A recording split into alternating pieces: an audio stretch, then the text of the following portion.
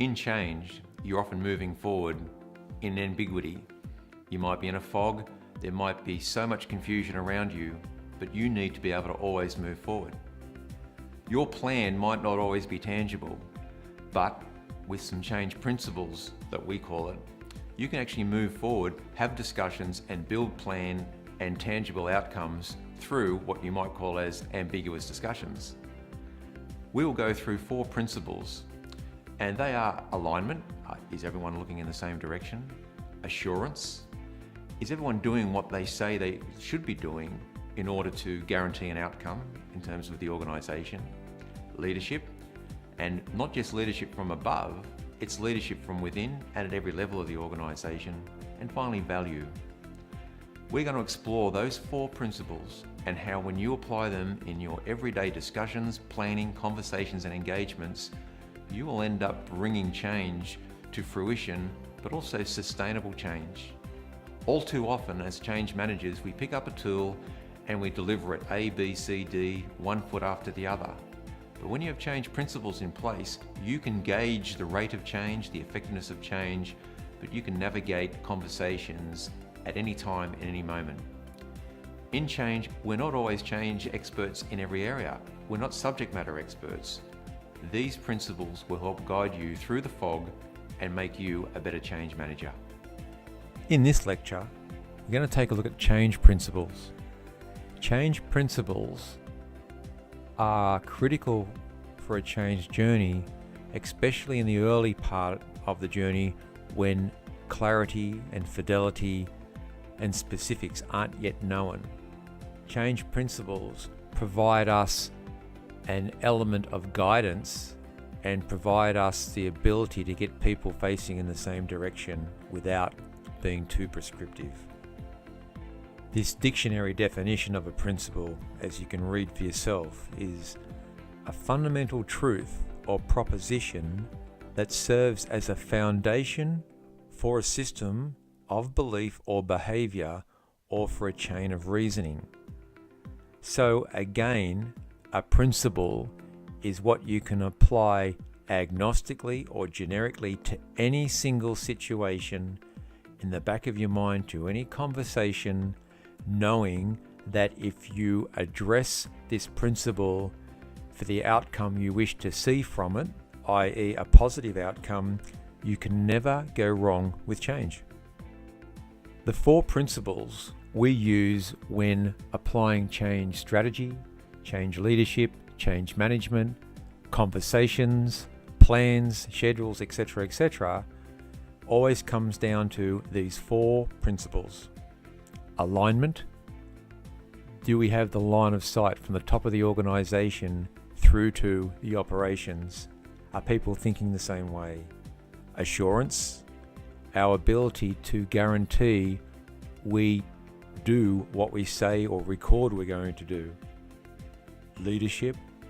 The ability to influence people to an outcome.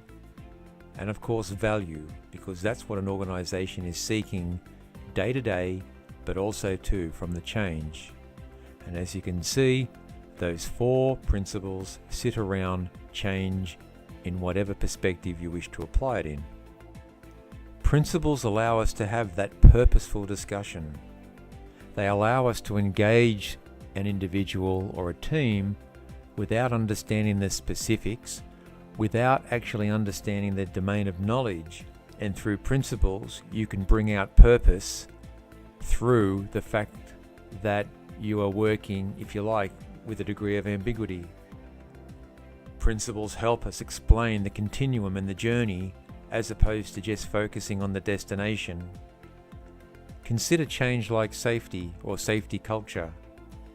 You never really ever get there in the end.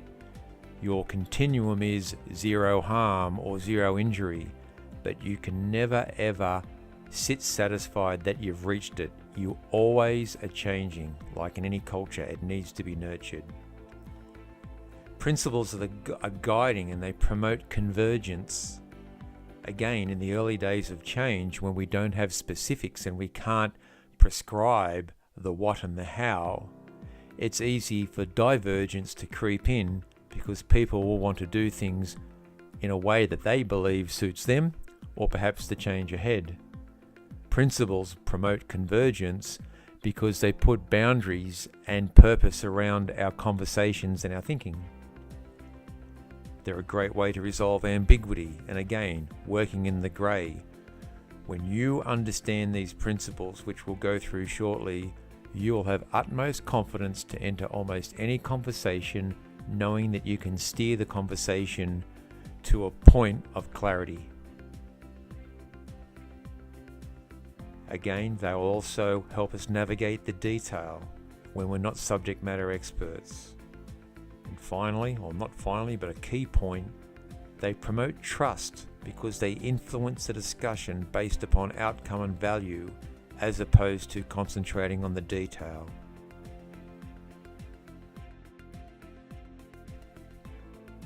Stakeholders will have different needs and wants. They'll have a different sense of urgent versus important.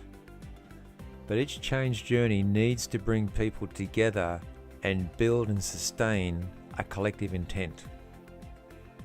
The alignment principle is underpinned by this concept of a collective intent because it describes a force that people or like-minded people have that, when brought together and managed and nurtured, becomes a real positive and driving force and influence to give people purpose and face them in the same direction.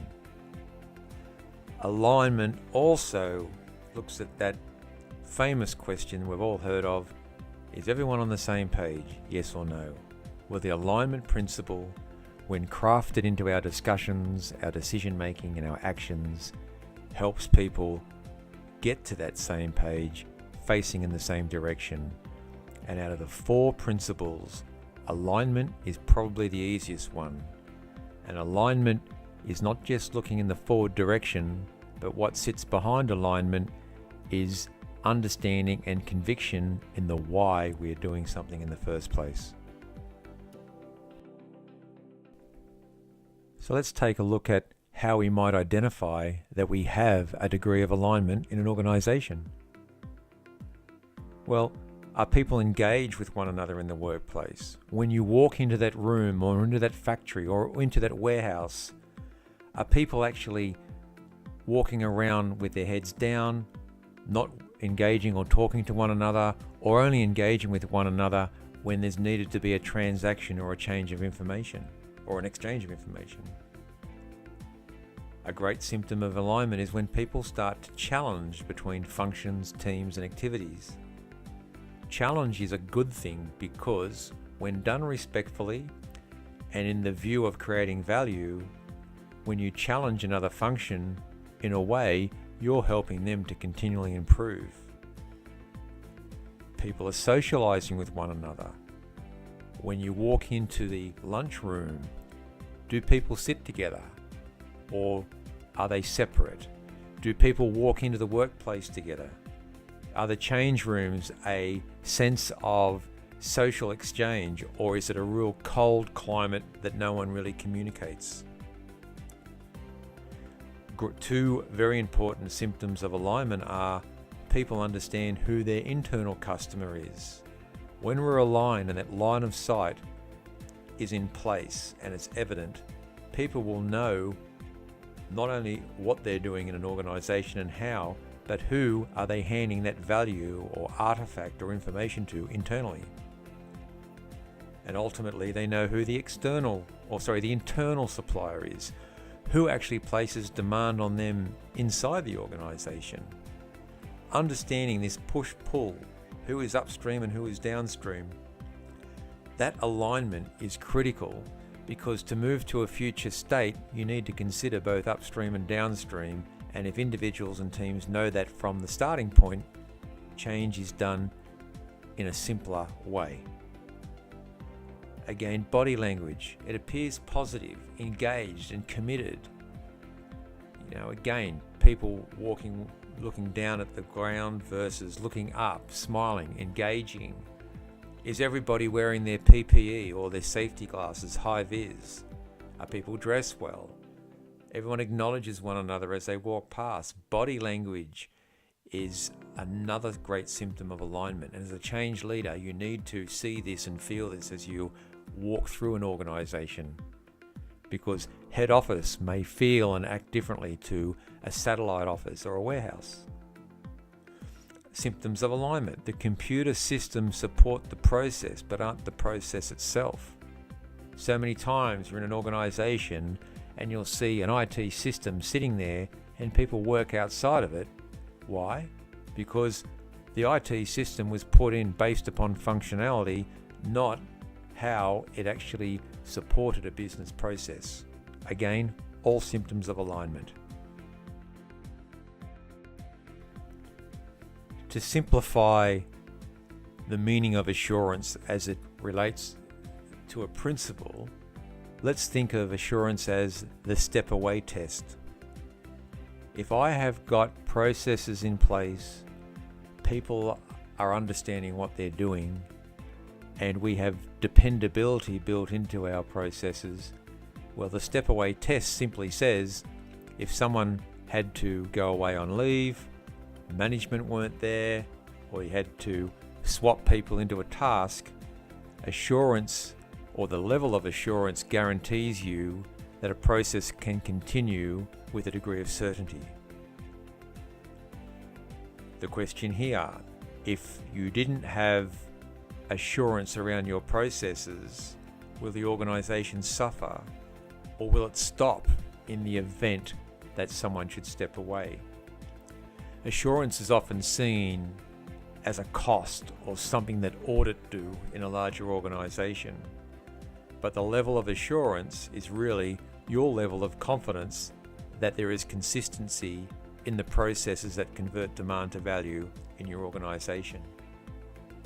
Another consideration of assurance is a simple procedure or instruction that is used to support the business, right through to a complex enterprise resource planning tool or software platform. It's a critical element to any change journey, because to sustain change doesn't just take people's aspiration, it takes a management system or a system of a business to do so. So when we're walking through that organization or assessing the change journey in the early stages, you really want to consider, is there a management system in place, or typically a quality management system? People are aware and know what is the right way to do things, not just how to act, but the right way to execute a process. Work instructions or procedures exist for that critical to quality work. Assurance and quality control are balanced, and when we say that, if you think about a process that goes from A to B, if you have good assurance in a process, well, the process is likely to guarantee what you require each and every time. If there is a lower level of assurance in a process from A to B, you will find the need to place controls in that process or checkpoints. Now, the more controls you have in a process, the more expensive that process is, and it often is a symptom that you haven't considered that step away test or the assurance piece. Another symptom, or a good symptom of good assurance, is visual work instructions for critical to quality activities, or material specification data sheets are visible in the organization. Now, that might be a compliance point of view from many places around the world, but the fact of having a material specification data sheet nearby tells me as a change leader that's a good symptom of assurance. So if they're doing that, they're likely to be doing other things as well. Again, safety is braced from within. We actually look after ourselves in a safe manner. We look after our workmates in a safe manner. We call things out if they're not safe. We don't just rely on the safety officer or the safety advisor to catch us out. That, again, is one of culture, but it's also a symptom of assurance. And again, symptoms and processes prevail over practice and choice or discretion. These are all symptoms of assurance. This course has already touched on leadership in multiple perspectives. Again, what is leadership, the application of leadership, being a change leader. But leadership is also a key principle in terms of change. Again, it's about setting that vision, believing in the vision, taking people there, both aspirationally and really perspirationally, because it takes effort to get there. Leadership pulls people through a journey to a better place or a future state, where management tends to push people. The next line sums it up very well: push versus pull, or stick versus carrot. Now, when we say stick versus carrot, you imagine a horse.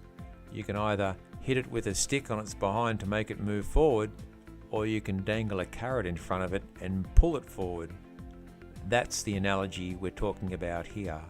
Leadership is really around carrot, but leadership is also understanding at times one might need to bring out the stick, but doing it in a respectful manner, striking a balance between the two. And again, the situational awareness of the application of push versus pull. Every person in change needs to understand, feel it. And as you get better at assessing this and feeling it, you'll be able to do this in real time. And these principles, when you practice them in your mindset, you'll be able to let them go, and you'll be making decisions in real time, and you will come across as being an expert. But again, every journey is different, and every set of stakeholders is different. But each and every time, both of them must come together to deliver and sustain that successful change. How do we identify that leadership is strong, or perhaps not so strong, in an organisation or a location? Well, we're looking for symptoms of empowerment. People can make decisions on the workplace floor. Leaders are taking safety walks, and not just looking for issues or risks in terms of safety, but genuinely care about the environment that their workers work in and where improvements can take shape. Management engages with the workforce through conversation, through making themselves available, listening, not speaking. A great way to do leadership or to deliver change and influence change is to promote a day in the life program, where a leader might say to an individual, hey, why don't you spend tomorrow in that business role and then come back the next day and let's talk about what you learned, what you saw, because this will be a great insight for the change ahead. Again, easy to do, doesn't cost any money, and it's a great leadership tool. Open door versus closed door. Have we ever known a manager or an individual that might sit in their office with the door closed? It puts up a barrier or a mental barrier with people straight away, because you or that individual comes across as not being approachable. That's not a good sign of leadership. Personal and professional development is encouraged.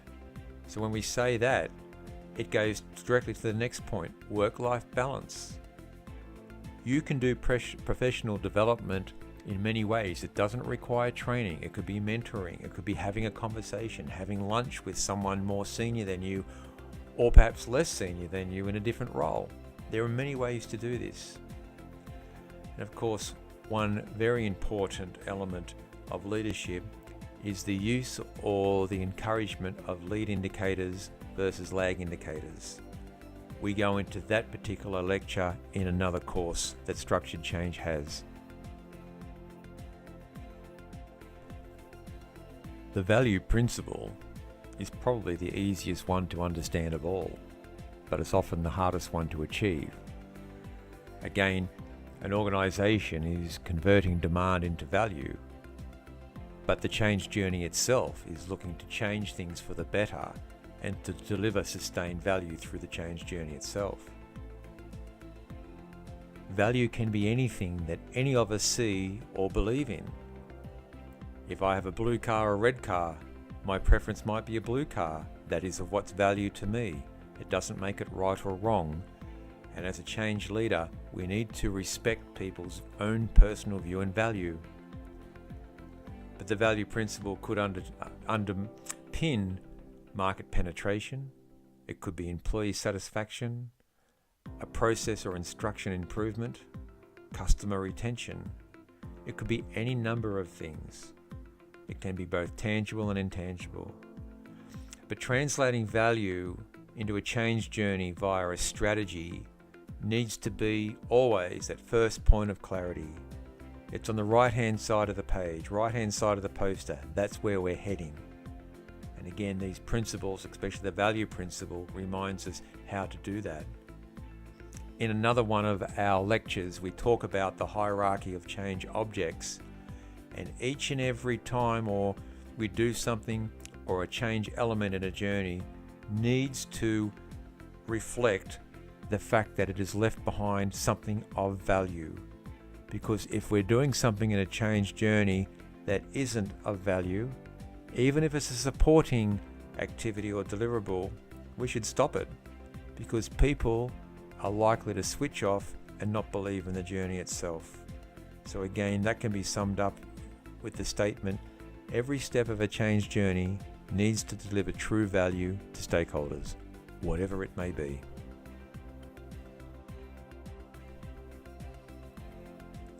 Walking through an organization, some symptoms of value. How do we identify that people are embracing value? Well, it could be a customer scorecard.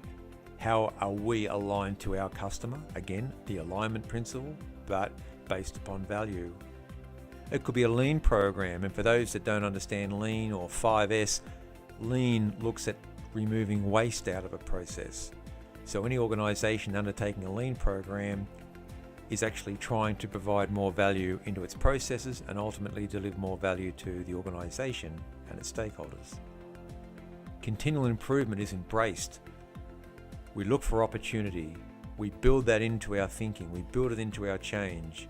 And we believe in that continual improvement because there's always a better way to do something.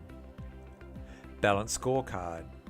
So the balanced scorecard, first really brought to the marketplace by Kaplan and Norton in the 60s and 70s, looks at different dimensions in which an organization should be looking at itself in terms of value.